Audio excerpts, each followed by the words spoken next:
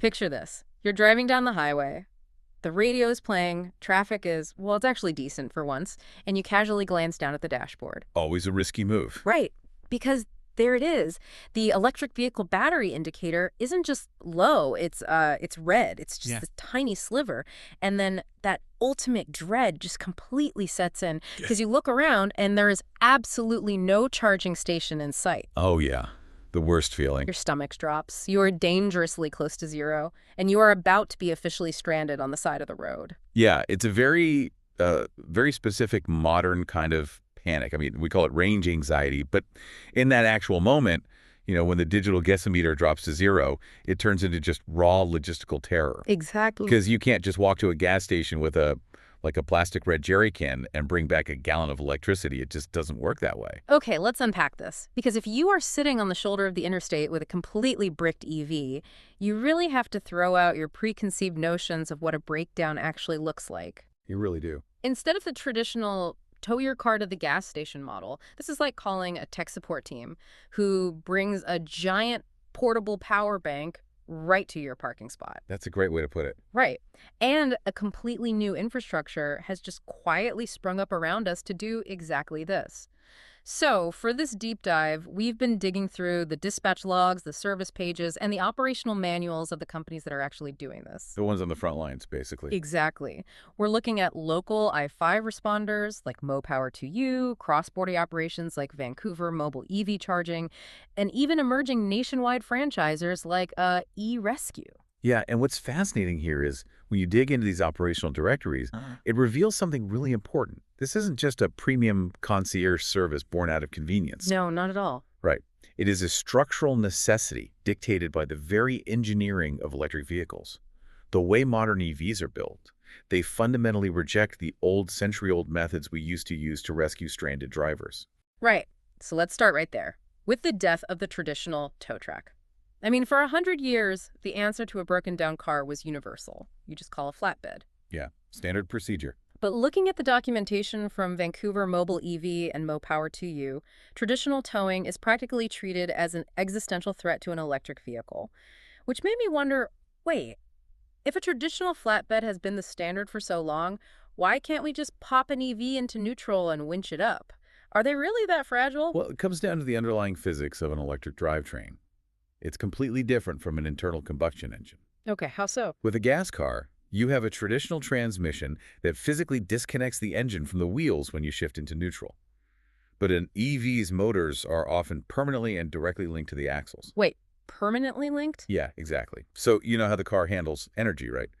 When those wheels turn, the motor acts as a generator to feed power back to the battery. Oh, like regenerative braking. Precisely.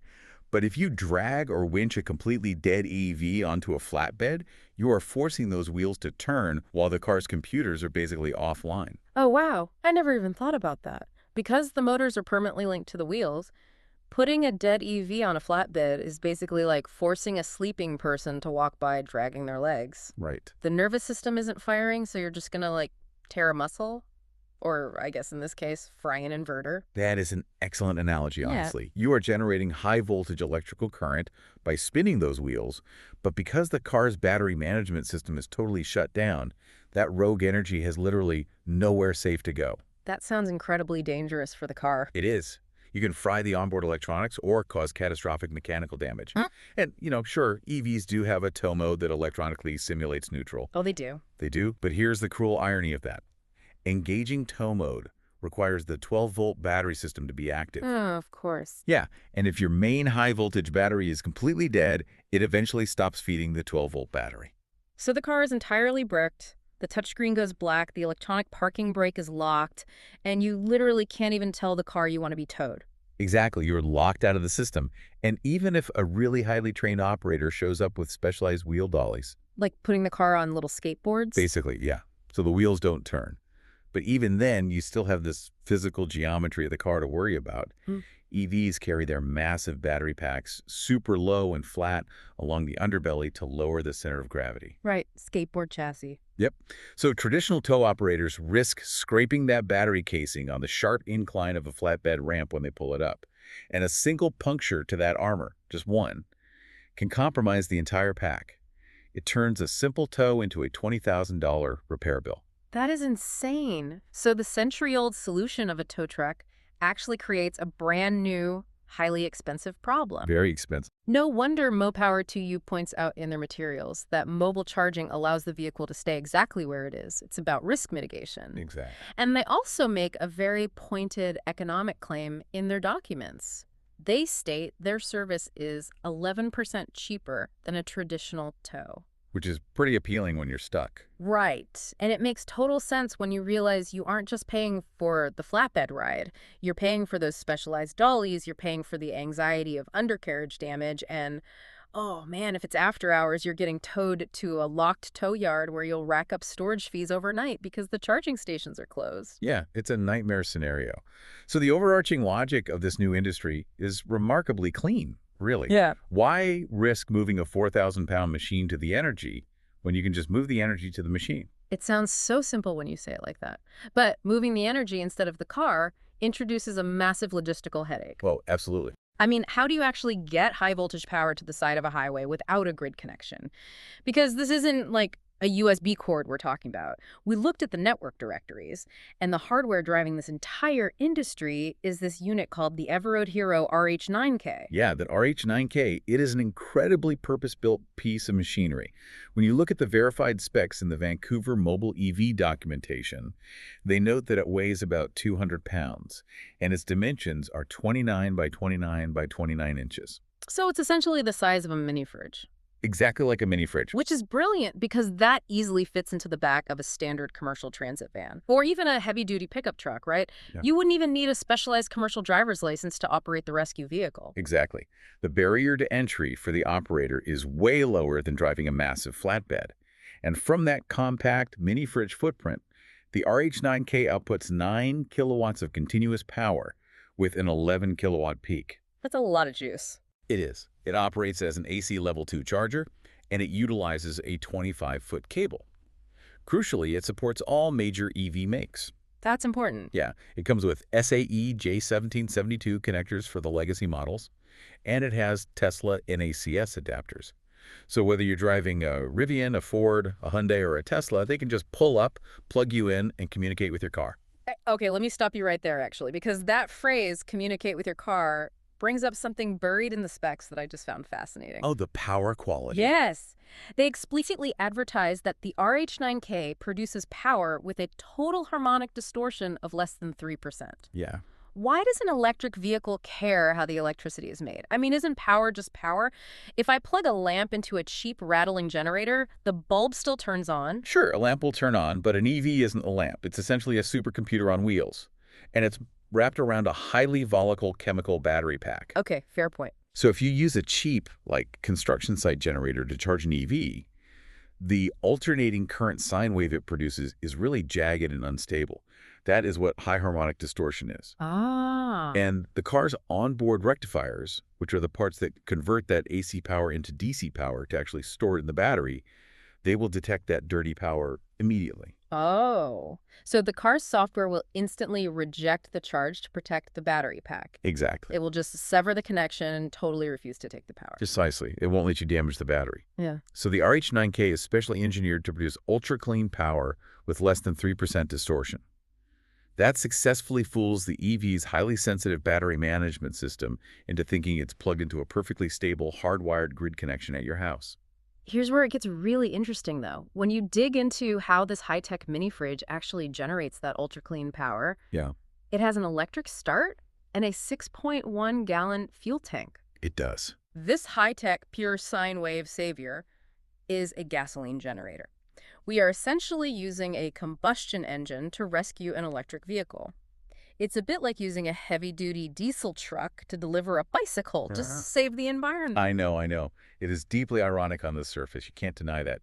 But if we look at the engineering realities here, it is also the absolute pinnacle of pragmatism. How so? Well, the transition away from fossil fuels isn't a magical light switch, right? It's a bridge. Let's look at the efficiency of that 6.1-gallon gas tank. The specs actually note that one single tank provides 5 to 10 charging sessions. Wait, 5 to 10 full roadside rescues from just 6 gallons of gas? Yeah. Think about the carbon math of the alternative scenario. Okay. If you don't use this gas-powered Everroad Hero unit, a massive, heavy-duty diesel tow truck has to fire up. It has to drive 20 miles out to the stranded vehicle, idle on the side of the highway for 30 minutes, while the operator carefully rigs up all those wheel dollies we talked about to protect the drivetrain. Then it has to haul this incredibly heavy vehicle to a charging station, and finally drive all the way back to its base. Oh, wow. The carbon footprint and the fuel consumption of that single diesel tow truck dispatch completely dwarfs the fractional amount of gasoline the RH9K burns to just give an EV a 20-minute, 15-mile range boost. Framing it that way completely changes the perspective. I mean, it really is the lesser of two emissions by a massive margin. It really is. It basically takes the energy density of gasoline, which, let's face it, is totally unparalleled for portability, to solve the current temporary gaps in our electric grid. Exactly. Transition periods in infrastructure, they always require these hybrid solutions. You are bridging the gap between the fully electric future we want to build and the pragmatic reality of where our grid actually is right now. And the reality of where we are right now is proving to be a highly lucrative business opportunity. Because solving the mechanical problem is one thing, but delivering that power safely and quickly, that brings us to a massive logistical puzzle. Logistics are everything in roadside rescue. Right. Let's look at the operators who are turning this hardware into a structured economy, starting with MoPower2U. Their territory is huge. They serve a massive 130-plus mile stretch of the I-5 corridor, all the way from Portland, Oregon, up to Centralia, Washington. Yeah, and their origin story perfectly illustrates how entrepreneurs adapt to infrastructure gaps. Oh, it's so good. MoPower2U is a veteran-owned business, and back in 2018, they didn't even start with cars. Right, they were charging phones. Yeah, they started by bringing portable solar panels and battery banks out to people who just needed their mobile devices charged. But they realized pretty early on that society was going entirely mobile and entirely electric. But they watched that I-5 corridor fill up with early electric vehicles. They saw the exact flatbed tow truck problem we just discussed, and they realized they needed to drastically scale up their output. Big time. They traded their little USB cables for high-voltage EV connectors. And honestly, what blew my mind in their documentation is their logistical efficiency. They boast an average response time of roughly 8 minutes. That is wild. An 8-minute average response time on a major interstate corridor is staggering. It's faster than waiting for a pizza delivery. It really is. And that requires incredibly sophisticated predictive positioning. They aren't just sitting in some central garage waiting for a phone call to come in. Right, they can't be. They are likely staging their vans at strategic nodes along the highway, basing it on traffic patterns and known charging deserts where people tend to run out of juice. But that kind of rapid convenience, especially when you are absolutely desperate on the side of the road, naturally brings us to the cost. Looking at the Vancouver mobile EV charging directory, they aren't hiding their pricing at all. No, it's right there. It is aggressively tiered based on time, distance, and frankly, desperation. The transparency in their pricing model is crucial for setting expectations, though. For $199, you get their standby boost. That is a mobile dispatch during standard daytime hours, providing up to 30 minutes of level 2 charging. It's basically the bare minimum required to get you enough range to reach a permanent charging station. But if you're stuck at 2 a.m., the panic tax really kicks in. Their roadside rescue tier jumps to $329. Yeah, big jump. That gets you priority emergency dispatch, 2047 availability, up to 60 minutes of charging. And it covers 15 miles of travel for the rescue van to actually reach you. Right.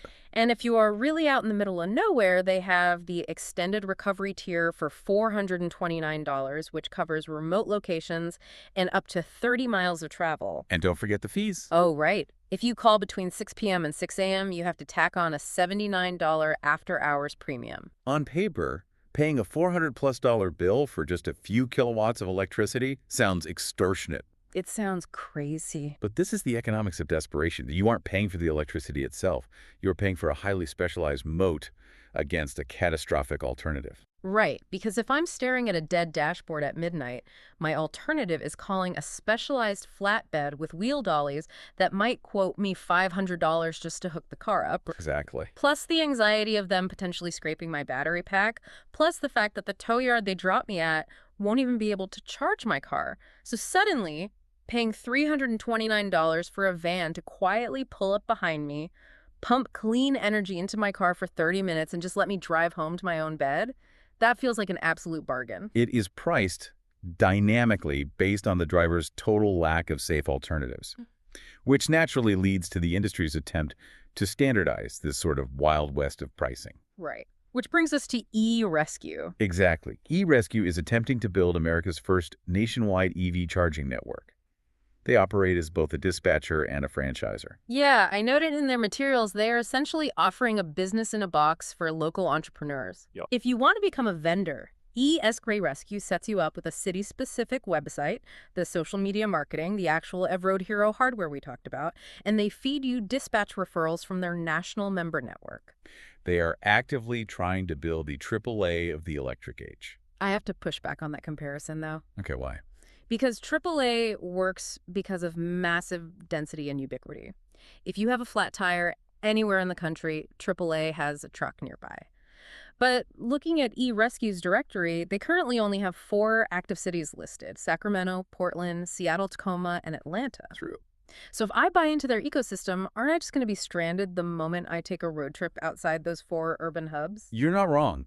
That is the ultimate scaling challenge for a franchisor in this space. You have a classic chicken and egg problem. How so? Well, you need a massive network of operators to attract subscribers to pay for the service, but you need millions of paying subscribers to convince local entrepreneurs to actually buy a franchise. Ah, right. It's a catch-22. Exactly.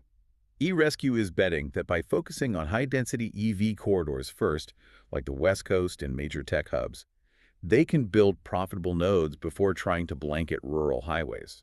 And that brings up the real strategic shift in this whole business model. When you look at eRescue, they charge $149 a year for membership, which gets you your first rescue-free and priority dispatch. Right. And Power to You is currently running a May sale for their Peace of Mind annual membership at $104 a year. If we connect this to the bigger picture, the shift from pay-per-visit panic buys to recurring subscription models is vital for the long-term survival of these companies. Why is that?